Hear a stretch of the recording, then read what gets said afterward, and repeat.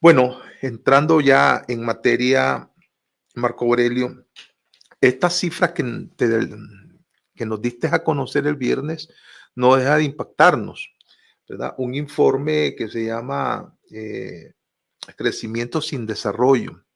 Bueno, además del principal enunciado, ¿verdad? Que a nuestro juicio es el de la carga que está soportando o el aporte que está dando el exilio nicaragüense con el 20% del aporte a la economía nicaragüense, que comentanos ese asunto, pues, ¿verdad? ¿Cómo se sustenta esta información? Y danos a conocer cuáles son los otros hallazgos sobre economía. Bienvenido nuevamente, Marco Aurelio. Gracias. Quiero aprovechar también para expresar mis fraternas condolencias a la familia doliente por eh, el deceso, ¿verdad? La partida final, el último viaje pues, de doña Pinita Burdián. Yo tuve la oportunidad de degustar y disfrutar, ¿verdad? En Terraza Margarita, las delicias que ahí se ofrecen. Bien, pasando directamente al tema que hoy nos ocupa.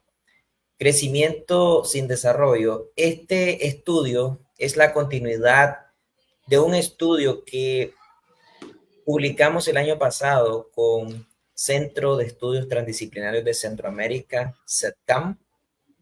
Eh, me refiero a una línea de investigación económica con enfoque de desarrollo. Y este primer estudio del año pasado fue titulado El incierto bienestar, ciclo económico y calidad de vida, que comprendió el periodo desde el 2018 al 2021, la recesión económica durante 3 años y la reactivación económica a través del efecto rebote.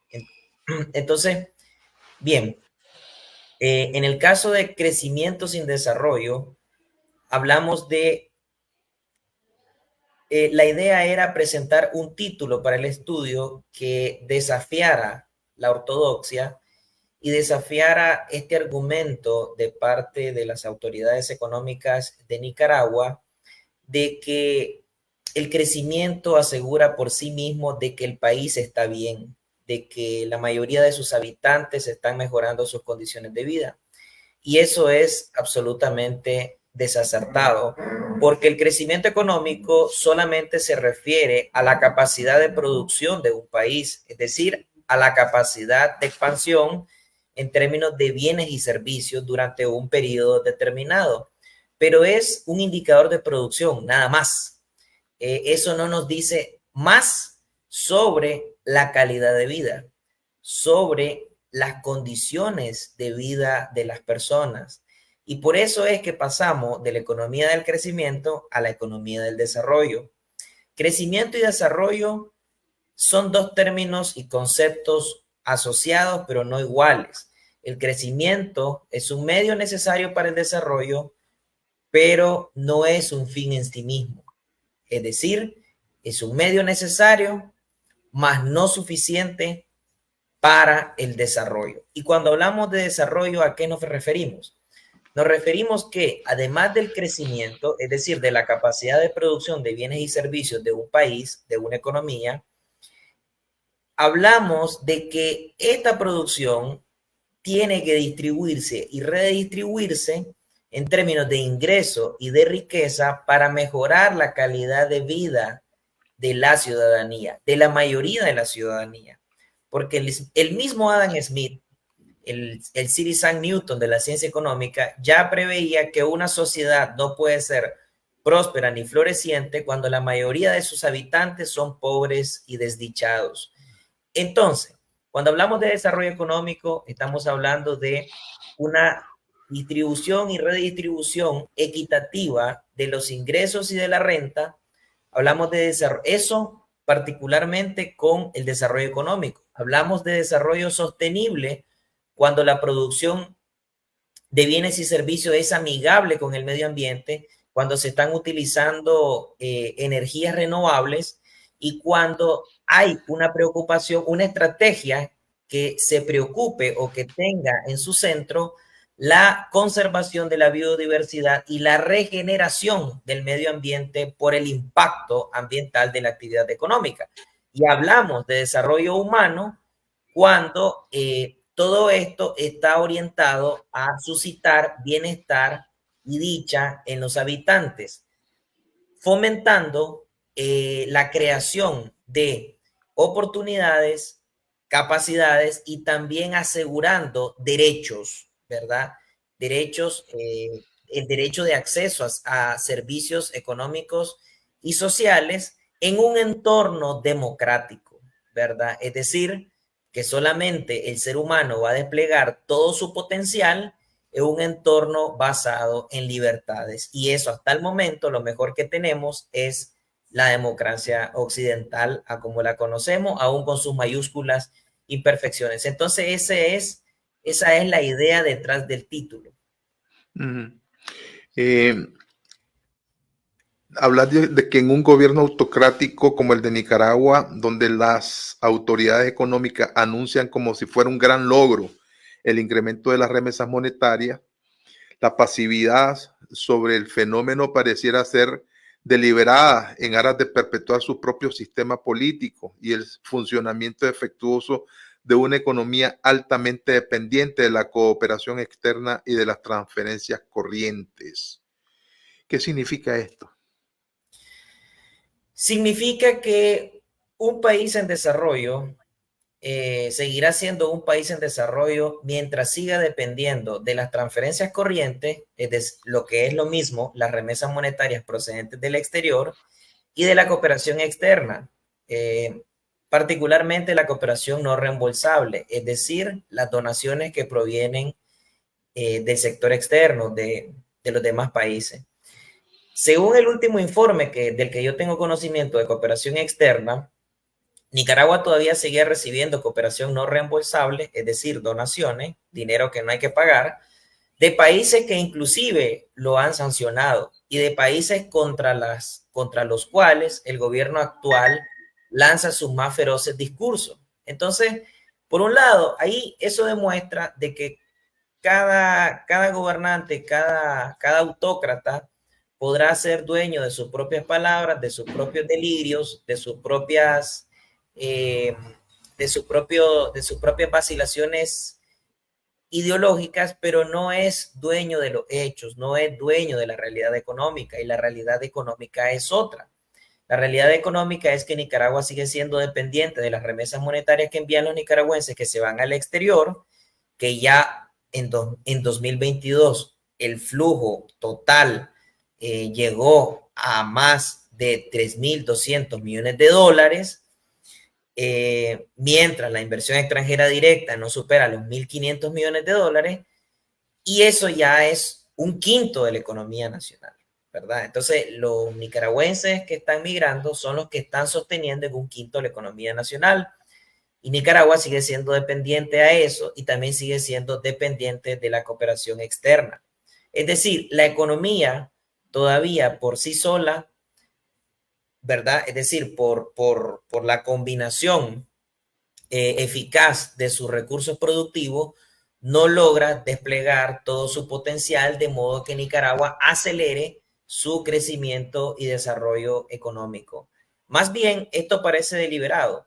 ¿Por qué? Porque, a ver, varios gobiernos latinoamericanos, incluyendo el gobierno autocrático que actualmente aflige a nuestro país, celebra el incremento de las remesas monetarias. A mí eso me parece un completo absurdo. Solo pone al descubierto la enorme incompetencia, la inocultable incompetencia de estos gobiernos de aliviar los problemas económicos más sensibles de la gente, o mejor dicho, crear las condiciones para que la gente, a través de su iniciativa individual, logre sacar adelante su propio país. Eso es. Y me parece una monumental desfachatez celebrar algo por lo que no hacen absolutamente nada.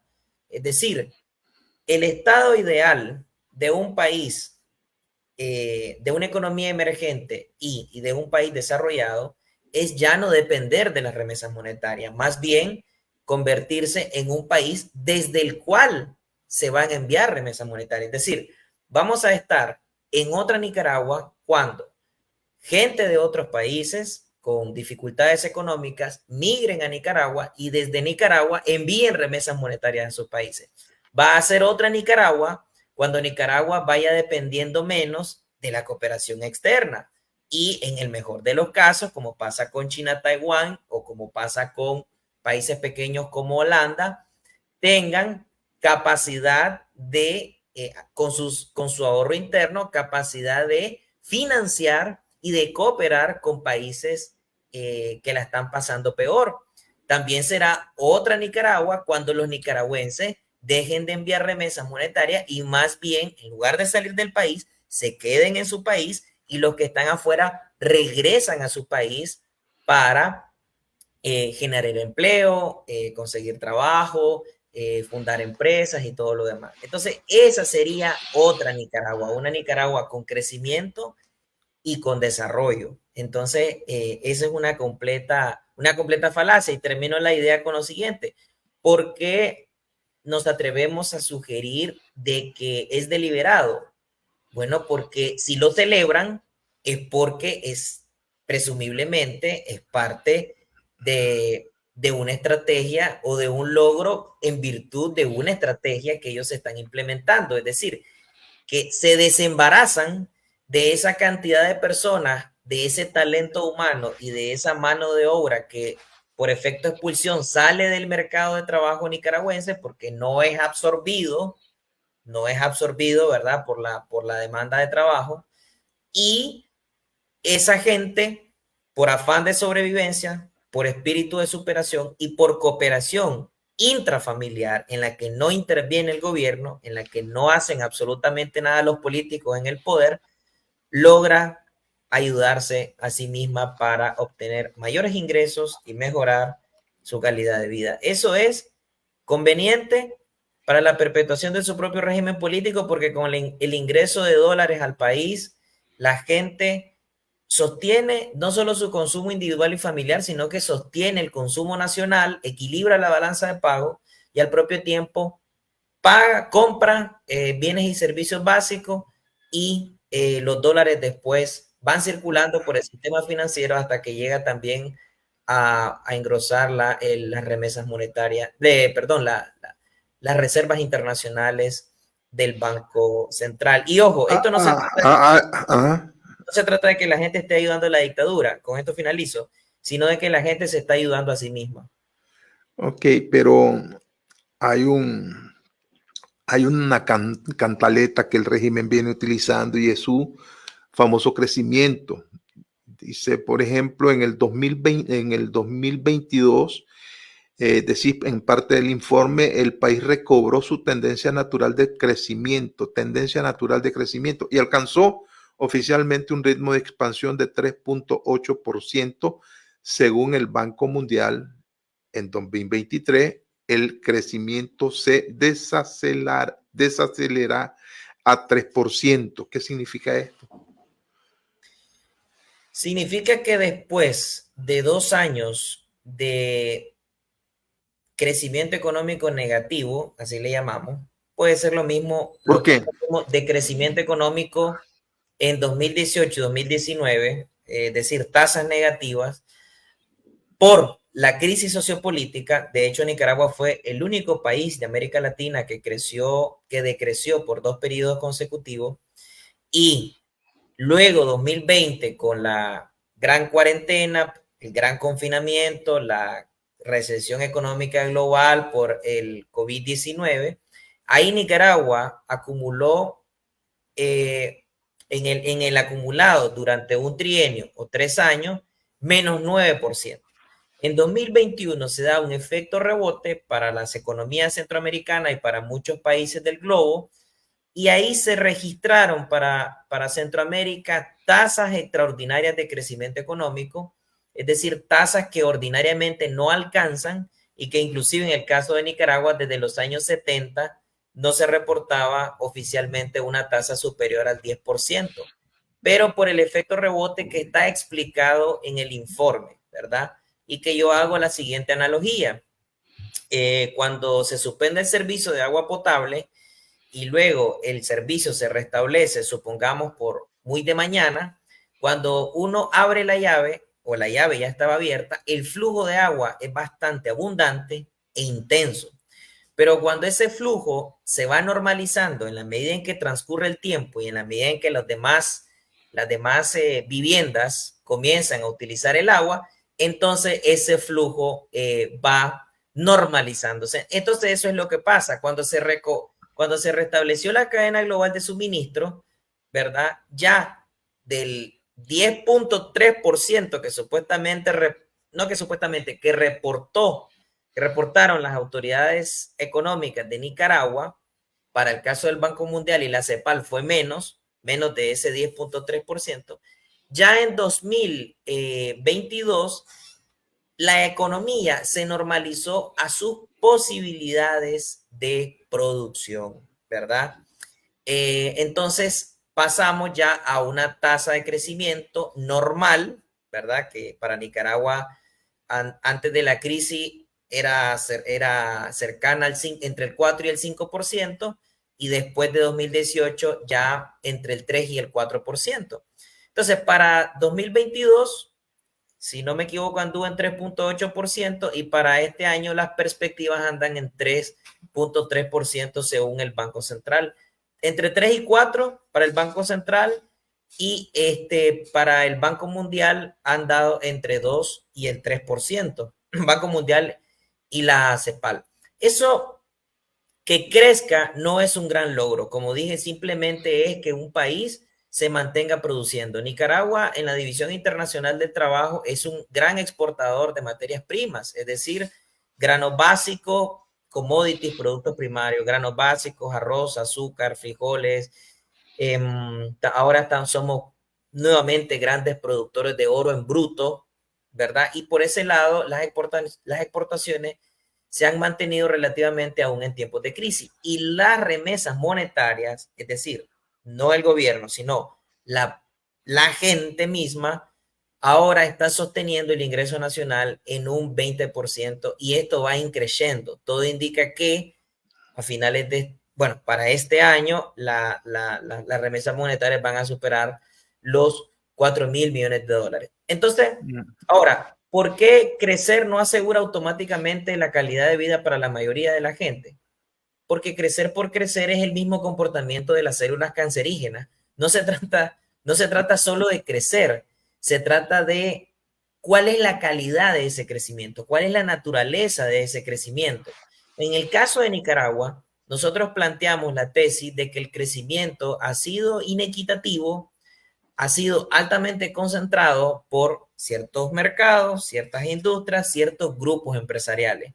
Grupos empresariales en los cuales participa la familia gobernante y allegados de la familia gobernante. Y además, bueno, además de tornarse inequitativo, es muy extractivista, es decir, un crecimiento económico a expensas de la explotación indiscriminada de los recursos naturales, cuyas utilidades no necesariamente son reinvertidas en el país, ni siquiera para mitigar y regenerar el impacto ambiental, sino que son repatriadas a los países de origen de estas compañías extranjeras. Hablemos un poco del empleo, Marco Aurelio. ¿Cómo anda el empleo y el subempleo? ¿Qué tanto abarca o avanza el mercado, el empleo informal en Nicaragua? Nicaragua tiene una estructura económica en ese sentido muy similar a lo que sucede en otros países latinoamericanos, y es la alta informalidad de su mercado de trabajo. En el informe, en la investigación, en el estudio, nosotros decimos y estimamos de que el 75% del mercado de trabajo nicaragüense es informal. ¿Qué produce la informalidad en el empleo? Precariedad. El hecho de que un empleo sea informal significa de que una persona no tiene garantía de que en un empleo informal una persona no tiene garantía de tener un contrato de trabajo escrito, en donde se aseguren las prestaciones laborales, de que se le van a cumplir las prestaciones laborales y de que también esté cotizando a la seguridad social.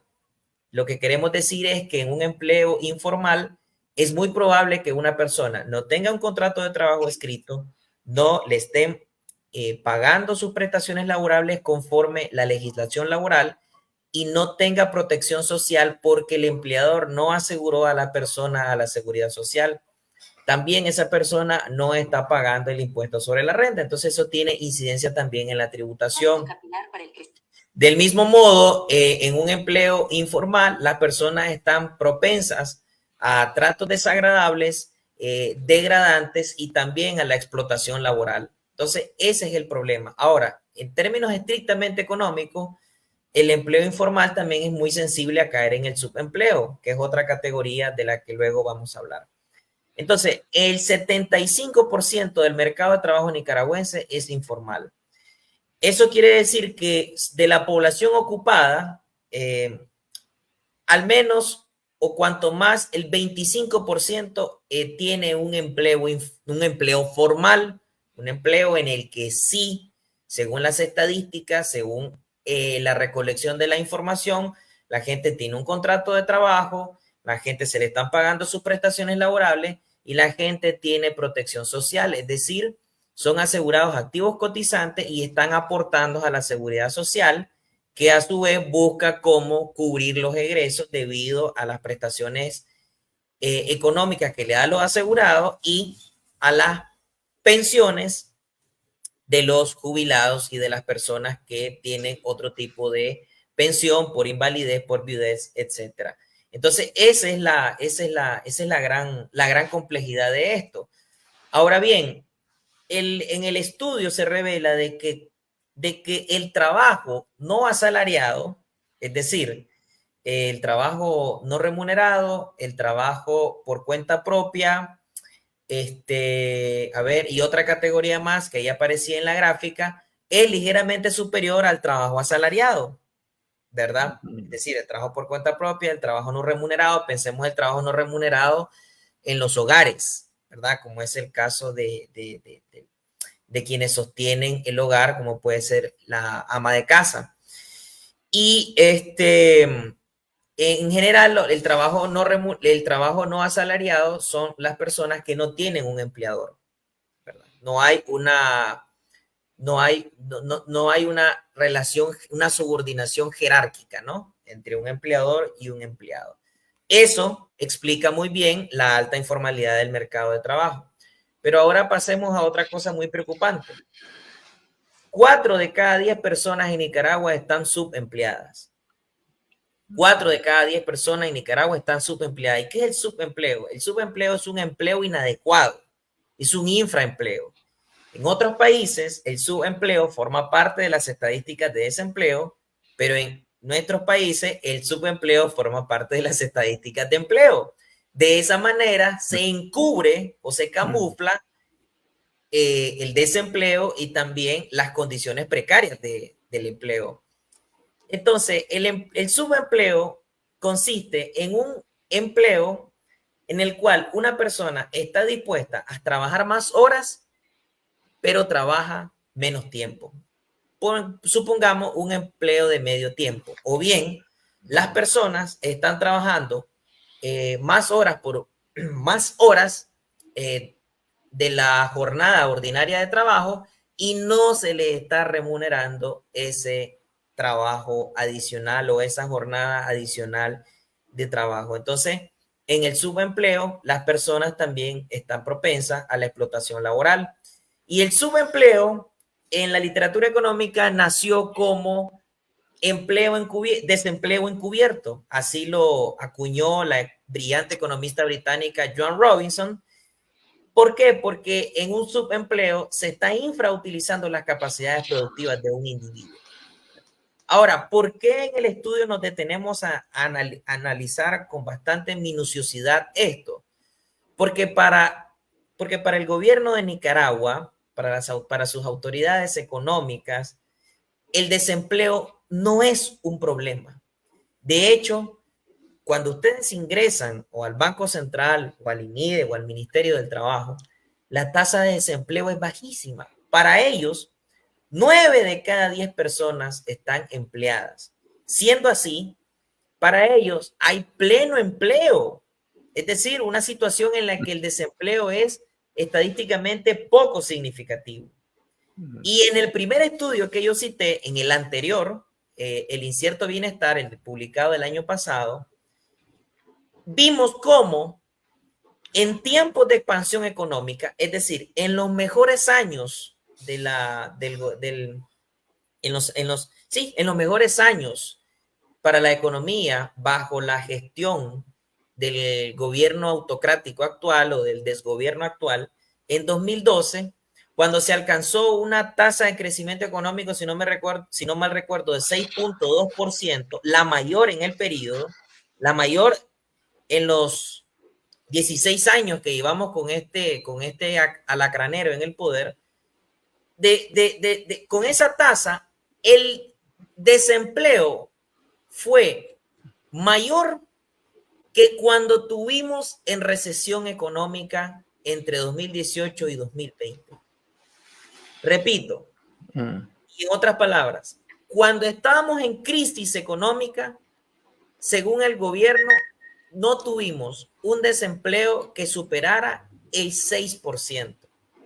En cambio, o el 5%. En cambio, cuando estábamos en expansión, es decir, en tiempo de bonanza, ellos admitieron que el desempleo fue mayor.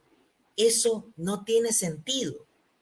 Eso no tiene sentido y no lo han explicado. Al menos yo no he encontrado ningún artículo, ninguna publicación donde expliquen cómo es posible que el desempleo fue peor en tiempos de bonanza que en tiempos de crisis. En tiempos de crisis, para ellos el desempleo no pasó del 6%, mientras que en Costa Rica las autoridades económicas admitieron que el desempleo llegó al 25% porque se trataba de una recesión económica global.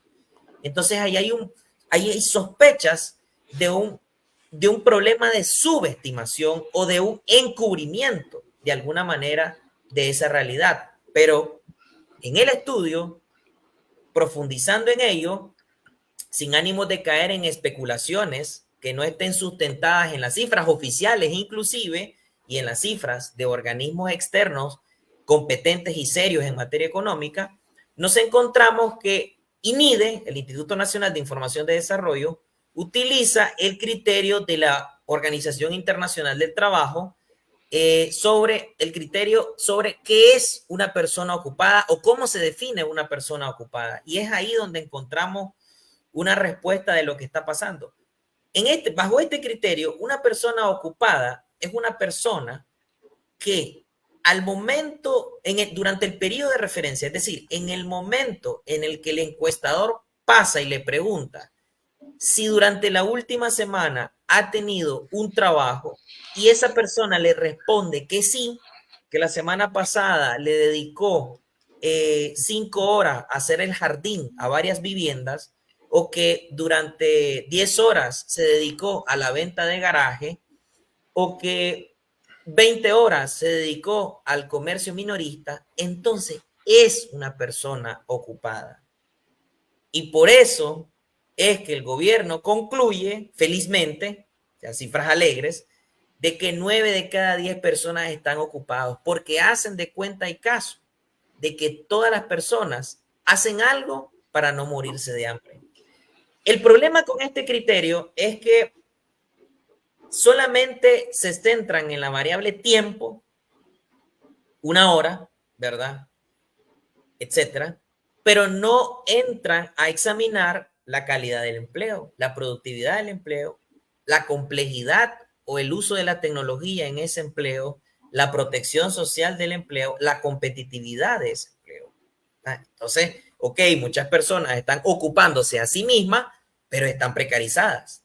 E inclusive las mismas personas hasta se pueden estar autoexplotando, como las personas que todavía en los semáforos ya anocheció y siguen pidiendo y siguen limpiando el parabrisas. Pero dime una cosa, ¿dónde quedan estos cacareados emprendimientos bajo el concepto de una economía creativa? ¿A eso te estás refiriendo específicamente? Bueno, es que una economía creativa es otra cosa. Y bueno, eh, lo que pasa es que en Nicaragua, ¿verdad? Siempre es una regla que todos los conceptos serios de la ciencia económica se manipulen y se distorsionen a conveniencia, ¿verdad? Del, del poder político establecido. Pero bueno, para eso estamos las personas que nos tomamos en serio la profesión, las ciencias económicas y sociales y que tenemos oportunidad en los medios independientes para esclarecer un poco sobre estas nebulosas que crean los políticos para engañar a la gente, ¿verdad? Y en el peor de los casos para engañarse a sí mismos. La economía creativa es un concepto relativamente novedoso para potenciar una industria y una actividad económica a partir del ingenio, del arte y de la cultura, ¿verdad? Eso se ha acuñado y se ha popularizado a partir de unas publicaciones del Banco Mundial y en Colombia, ¿verdad? Se está ensayando, o bueno, al menos con el gobierno anterior se pretendió ensayar eso. En el caso de la UNESCO, ¿verdad? Como agencia de la ONU, también está lanzando convocatorias para proyectos en el que se financien iniciativas de economía creativa.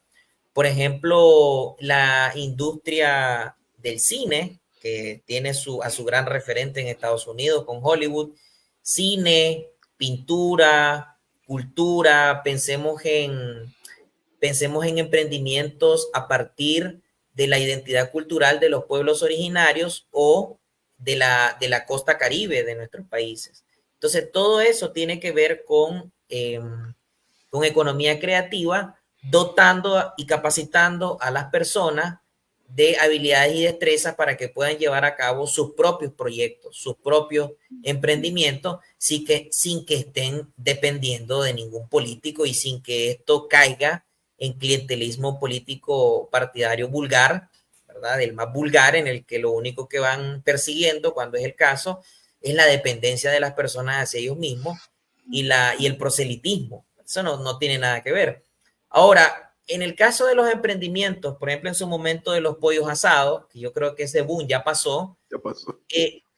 Se trataba, ¿verdad?, de una situación temporal en el mercado en el que, bueno, alguien vio como a otro le fue bien poniendo su negocio de pollo asado, vio que vendía, que la gente compraba, es decir, que había siempre una actividad ser económica siempre que haya demanda, ¿verdad?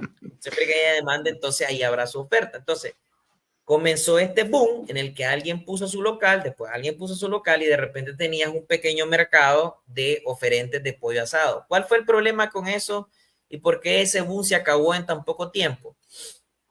Porque el mercado se volvió demasiado competitivo. Cuando vos tenés muchos oferentes, por un principio económico, el precio va a comenzar a presionar hacia abajo, ¿verdad? Porque alguien más, por vender también, va a bajar el precio, después alguien más también va a bajar el precio y así sucesivamente.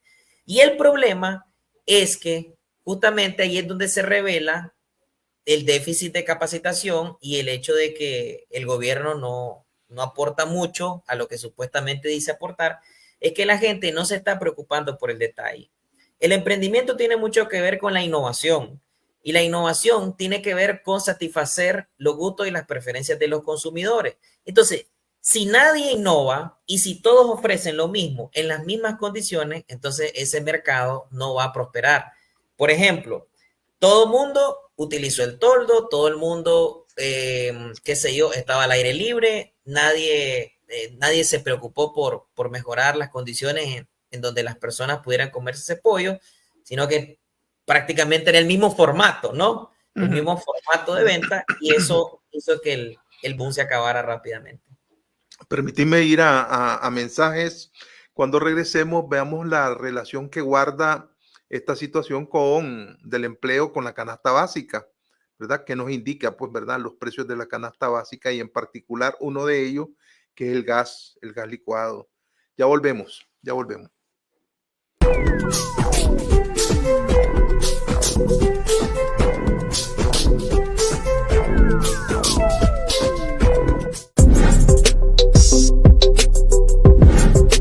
Categoría especial temporal está avanzando, se han presentado bastantes solicitudes ya para la fecha y la gente debería de continuar participando porque es un proceso de regularización extraordinaria para personas solicitantes de refugio que han sido rechazadas de refugio o que son actualmente solicitantes y que van a desistir. En este momento hay una acción de inconstitucionalidad presentada a la categoría especial temporal que lo que hace es suspender la resolución de la categoría, pero la gente puede seguir aplicando cumpliendo con los requisitos formales que ya hemos comentado en otras ocasiones y en otros espacios, pero la gente debería y puede seguir aplicando. Si una persona fue rechazada del refugio, rechazada antes de marzo de este año, antes de marzo del 2023, la persona tiene todas las posibilidades para optar por la categoría especial temporal y para que la misma sea aprobada. ¿Cuáles son los requisitos que tiene que presentar? Hay un formulario de filiación y una declaración jurada de nacimiento que descarga de la página web de migración. Esos dos documentos los llena la persona y a partir de esos dos documentos la persona puede completar su antecedente penal apostillado de país de origen, que es el único documento que tiene que traer del país de origen, y anexarle a eso la copia de su pasaporte o de su cédula de identidad. Todavía puede la persona, si no tiene pasaporte, con su cédula de identidad de Nicaragua, accesar ese trámite. Y con esos requisitos o con esos documentos puede, sacando una cita en el 1311, hacer la solicitud de categoría especial temporal. Es importante mencionar que el único documento de país de origen que se le va a pedir es el antecedente penal apostillado o récord de policía apostillado, en este caso de Nicaragua, y el resto de requisitos los llena, que son los formularios que se descargan de la página web, o le saca copia, que es su pasaporte o su cédula de identidad.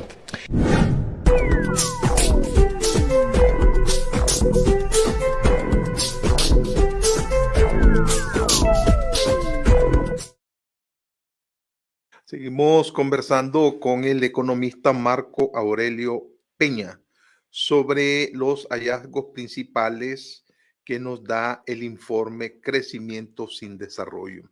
Antes de irnos a la pausa, le dejé la pregunta: ¿qué relación guarda esta situación del empleo con los precios de la canasta básica? Bienvenido nuevamente, Marco Aurelio.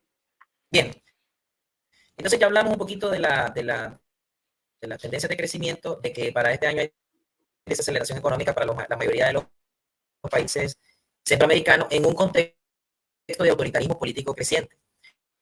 Y cuando el autoritarismo político es creciente y los gobiernos se vuelven demasiado intervencionistas, entonces eso causa conflictos políticos y sociales, mantiene el país en zozobra y termina limitando y restringiendo el potencial innovador y transformador de las fuerzas del mercado. El inversionista extranjero, la inversión extranjera directa se ralentiza, el inversionista nacional la piensa 2, 3, 4 veces en invertir más dinero y presumiblemente saca su dinero y lo deposita en el extranjero. Y pues en el caso de los consumidores van tomando decisiones de consumo mucho más prudentes por la vicisitud del país. Entonces, eso quería ponerlo en contexto. Aparte de la política de cancelación arbitraria y cierre en masa de miles de organizaciones de sociedad civil, con los cuales se destruyeron puestos, empleos directos e indirectos, y los más perjudicados son los beneficiarios y los grupos meta de estos proyectos de desarrollo local, de desarrollo comunitario, de desarrollo rural, que estas organizaciones canalizando recursos de la cooperación internacional llegaban a estas poblaciones y a estas comunidades tierra adentro, en la zona rural, en zonas alejadas, y ahí donde el gobierno pues no llega. Ahora, estos recursos vía la cooperación ya no los tiene asegurado el gobierno. Entonces, por ese lado también se destruyen empleos y se destruyen proyectos que beneficiaban también a grupos en vulnerabilidad socioeconómica y de renta muy, muy baja, ¿verdad? Ahora, quería también ofrecer el siguiente dato. Para 2022, el empleo formal cerró en 787.569 personas. ¿Qué quiere decir esto? Quiere decir que todavía no se llega ni siquiera a los niveles vistos en 2016. Es decir, el empleo formal no ha podido recuperarse. En 2016 el empleo formal fue de 857.219 personas. Eso quiere decir que el empleo formal registra un rezago de al menos 7 años. Y todo esto no ¿De al menos cuánto dijiste? 7 años. 7 años. Oíme una cosa. ¿Cómo está haciendo la familia nicaragüense para llevar comida a la mesa? Magia. Porque yo creo que ni los economistas podemos explicar con bastante exactitud, con certeza y de una manera convincente cómo rayos se están haciendo las familias para hacerlo, pero lo hacen.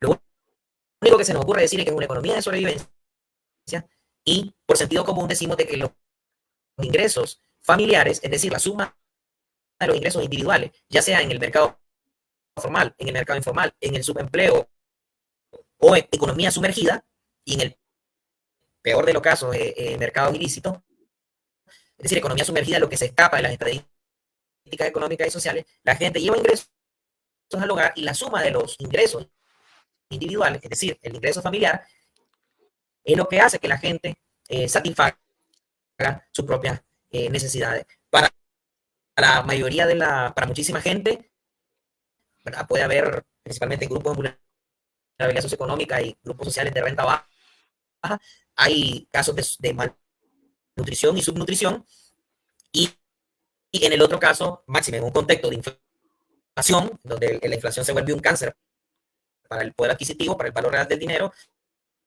la gente lo que tiene que hacer es ir comprando bienes de inferior calidad, ir comprando bienes en menor cantidad, es decir, con la misma cantidad de dinero, entonces ahora se compran menos productos que antes para poder subsistir en el día a día o hacer compras variadas. Es decir, las personas se las van ingeniando.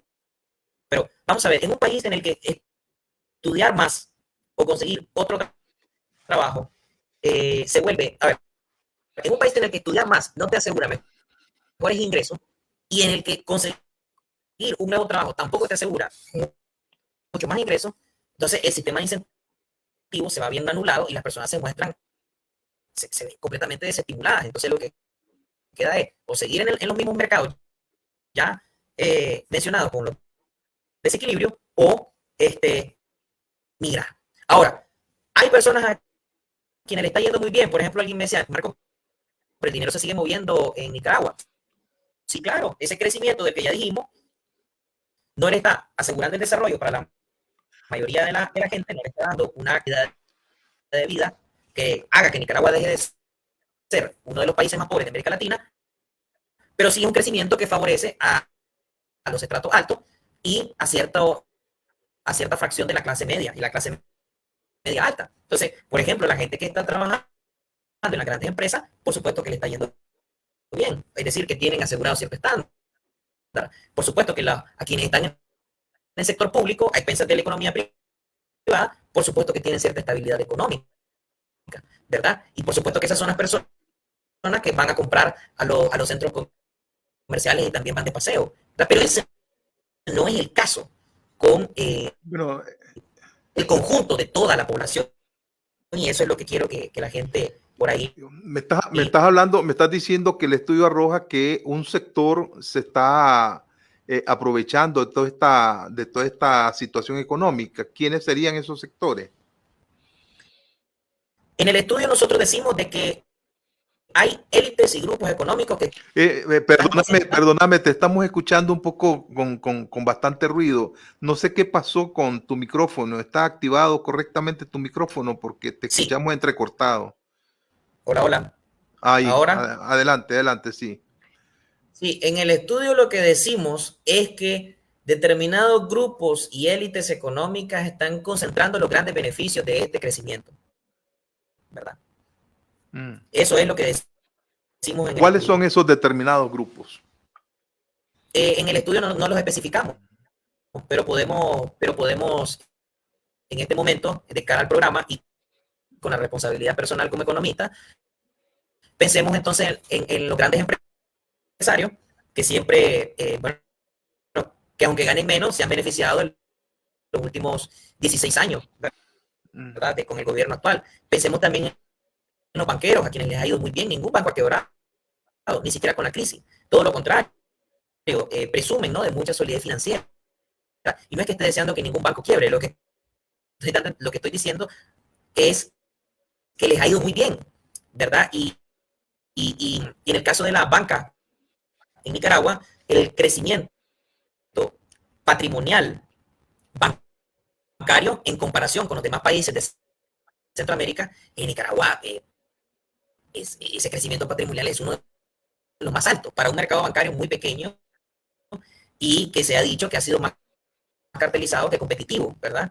Es decir, los bancos se ponen de acuerdo en lugar de competir en detrimento de los consumidores. Y es una banca orientada principalmente al consumo y no a la producción, en donde ahí encuentra su rentabilidad en el consumo y hay ganancias extraordinarias.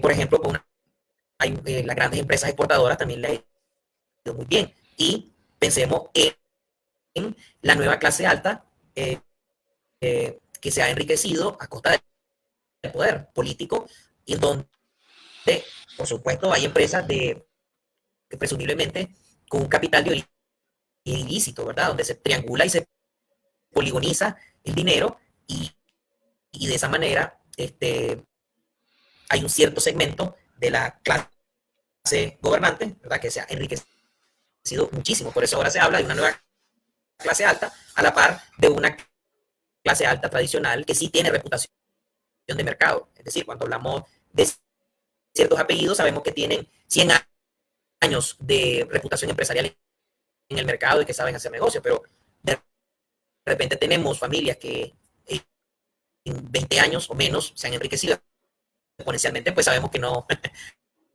no tiene mucho que ver por su genio o por su talento, sino por el acceso a los privilegios de las prerrogativas del poder. Y hablemos de la calidad de vida. Nos quedan exactamente 2 minutos y medio. ¿Cómo anda la calidad de vida para las y los nicaragüenses según este estudio último que han realizado bajo la tutela del CETCAM? Volvamos a los precios. Para el costo total de la canasta básica, según el estudio, ¿verdad?, llegó para abril de 2023 a $528. Con el salario mínimo más alto para bancos, aseguradoras de construcción, apenas podrían adquirir 6 de cada 10 productos de la canasta básica. Esto equivale, esta cantidad en dólares de la canasta básica, estamos hablando de unos 19.234.15 cortos. ¿Quién gana esa cantidad de dinero? Partiendo de que el salario promedio nominal a nivel nacional es mucho menor que eso. Para una canasta básica, es decir, básica, los nicaragüenses y toda persona en el mundo pues tiene derecho a consumir más allá de lo básico, no solo lo básico. Entonces estos son los grandes retos que nos hace pensar de que el nicaragüense verdaderamente hace malabares y que es ahí donde los economistas tenemos que estudiar mucho más cómo es que hace el nicaragüense para poder sobrevivir en el día a día. El costo total de la canasta básica es mayor al salario promedio nominal, es mayor al salario mínimo más alto y por supuesto que el salario es mayor que el salario promedio real. El salario promedio real, es decir, lo que las personas pueden comprar con su dinero, más bien se ha visto en declive por el aumento de la inflación, ¿verdad? ¿Qué más podemos hablar? Esto de la carestía de la vida también se pone descubierto con el precio promedio del gas licuado, que ya anda en 452 córdobas según el estudio, ¿verdad? Y el incremento del índice de precio de los consumidores y también el incremento del precio de la gasolina regular, aunque recientemente se haya congelado, ¿verdad? Todo eso impacta definitivamente en el ingreso de los nicaragüenses, cuyos ajustes y aumentos salariales no es proporcional a las variaciones hacia arriba de los precios. Ya hablamos un poco sobre las remesas monetarias y todo esto entonces vemos como la calidad de vida se ha desmejorado por la carestía de la vida, por el declive de los ingresos reales, por la emigración masiva de nicaragüenses y por la alta dependencia de la economía nacional a las remesas monetarias y por el hecho de que desde hace más de 5 años el índice de desarrollo humano y el índice de progreso social, que son indicadores no de producción, sino que miden la calidad de vida, son indicadores de uso, prestigio y reconocimiento a nivel internacional. El IDH, a través del PNUD, del Programa de las Naciones Unidas para el Desarrollo, y el índice de progreso social por un think tank de mucho prestigio, utilizado en Harvard y sus extensiones INCAE. Para el caso de Nicaragua presenta un IDH y un IPS mediocre desde hace más de 5 años. Inclusive viene cayendo en comparación con otros países. Entonces eso indica que Nicaragua no está mejorando la calidad de vida, al menos lo que nos dicen según estos indicadores. Y Nicaragua presenta entonces los peores indicadores, solo superando un poco a Guatemala, ¿verdad? A nivel centroamericano, incluyendo a República Dominicana. Y eso que Guatemala es la economía más grande, ¿verdad? Pero eso refuerza nuestra tesis de que el crecimiento no te garantiza automáticamente desarrollo. Es decir, Guatemala es la economía más grande de Centroamérica, salvo que Panamá, pero bueno, tiene un IDH bastante eficiente. Según Transparencia Internacional, Nicaragua fue posicionada entre los 12 países con mayor percepción de corrupción del mundo. Solo para que se hagan una idea, Nicaragua fue posicionada en el ranking número 167 en el fondo de la tabla, y Somalia, el peor país en esta materia, es decir, con mayor percepción de corrupción en el mundo, que es un país de África, fue posicionada en el puesto número 180.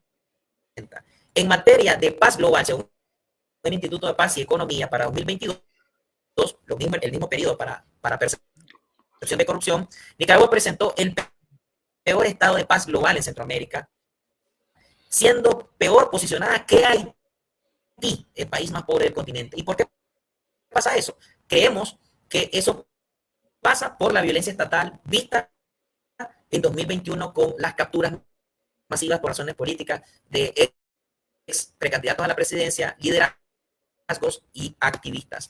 Y bueno, todo esto se suma al hecho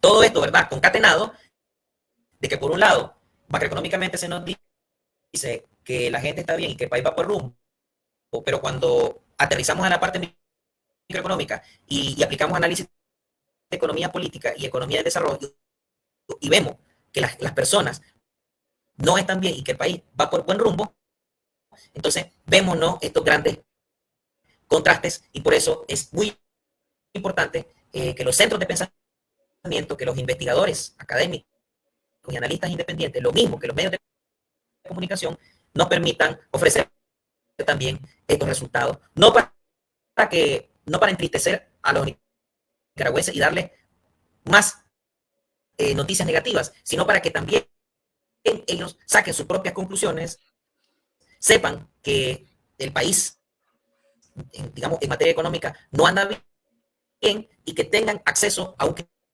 criterio investigativo más aproximado a la verdad, curándose de la propaganda y de los discursos políticos nefastos que quieren mantener adormecidos, engañados y drogados a la gente.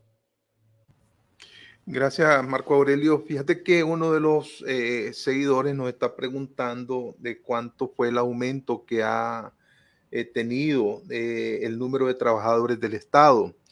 Yo me puse a investigar ahorita en la web y encontré el dato que al 2007, cuando el dictador Daniel Ortega asume el poder en el gobierno de Nicaragua, la gestión del ingeniero Enrique Bolaños daba cuenta de 39.140 trabajadores del Estado, ¿verdad? Llegaba, supongamos, pues redondeando, 40.000 empleos directos que aportaban el Estado.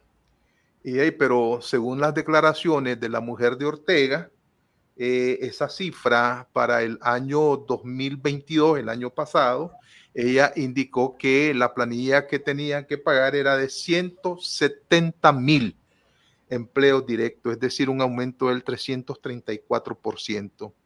El gran empleador de Nicaragua es el Estado de Nicaragua. El gran empleador, ¿verdad?, del pueblo de Nicaragua. O sea, de 2007 a la fecha, eso se ha aumentado en 4.25 veces. Por eso ya hablamos de que para una economía pequeña, una economía cuyos volúmenes de producción compiten con Honduras y Haití, se está volviendo un sector público muy pesado. Y los empleos del sector público son burocracia. Más allá de los empleos que son necesarios, cuando se comienzan a multiplicar los empleos públicos por clientelismo político, por propaganda política, por razones estrictamente políticas y no económicas, lo que se está haciendo es multiplicar empleos improductivos, que simplemente es tecnoburocracia, pasar papeles, no sé, utilizar bien la engrapadora, sacar bien fotocopias. No, hombre, son los favores políticos, ¿verdad? Que tienes. Fíjate que la presidencia del INS en el año 2006, cuando se están dando las elecciones,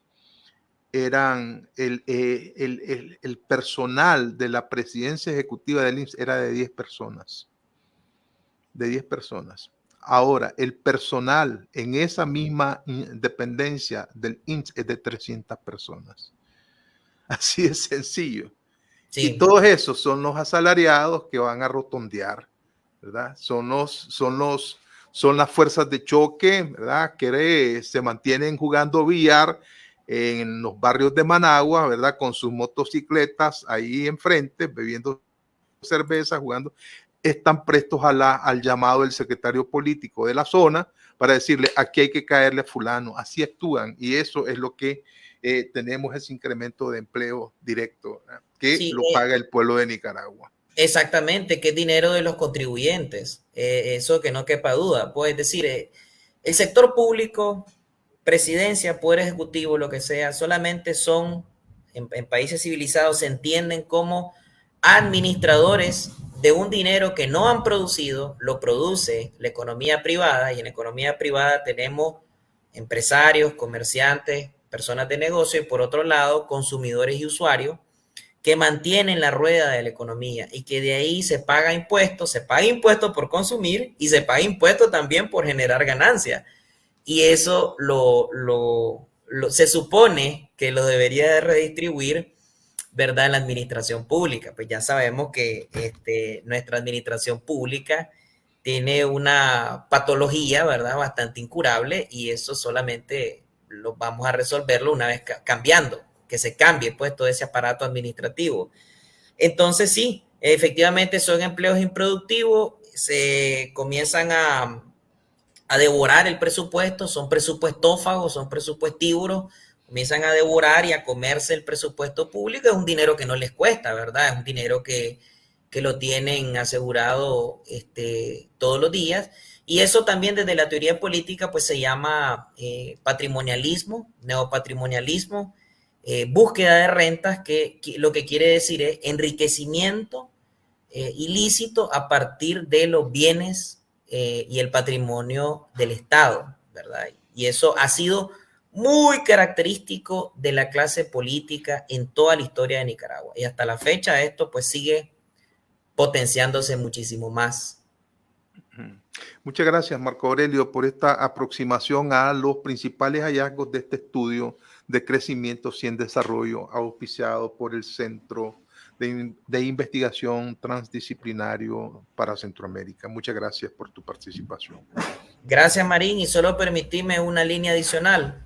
Dime. Nicaragua va a comenzar a cambiar cuando el verdadero crecimiento y desarrollo económico de Nicaragua será aquel en donde haya un entorno democrático y en el que se le permita a las fuerzas del mercado desplegar su potencial innovador.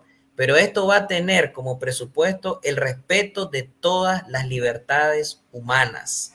Y las libertades humanas se respetan volviendo con un entorno democrático, donde se respeten las instituciones y donde ninguna persona tenga que estar sometida por el salario del miedo. Es decir, que por miedo acepte todo lo que ha ocurrido porque depende su salario de una dictadura.